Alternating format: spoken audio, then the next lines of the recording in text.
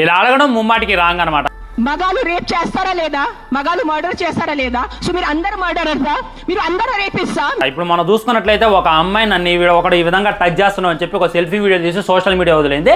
దాంతో మనస్తాపాన్ని తట్టుకోలేక ఆత్మహత్య చేసుకొని చచ్చిపోయాడు. ఆ మాత్రం దానికి బస్సులో ప్రయాణించేటటువంటి ప్రతి ఆడవాళ్ళని మనం నిందిద్దామా? చాలా మంది భార్యలు వేరే వాళ్ళతో అక్రమ సంబంధం పెట్టుకొని భర్తలను చంపేస్తున్నారు. ఆ మాత్రం దానికి ప్రతి భార్యను అన్నామా?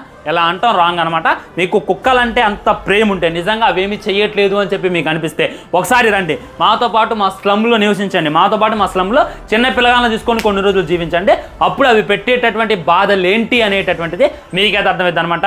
ఈ విధంగా ఏసీ గదుల్లో కూర్చొని మాట్లాడితే ఆ బాధ ఏంటి అనేటటువంటిది అసలుకే అర్థం కాదు. మొన్న మా ఖమ్మంలోనే ఒక్కొక్క చిన్నపిల్లని నోటు ఖర్చుకొని వెళ్ళిపోయింది అనమాట.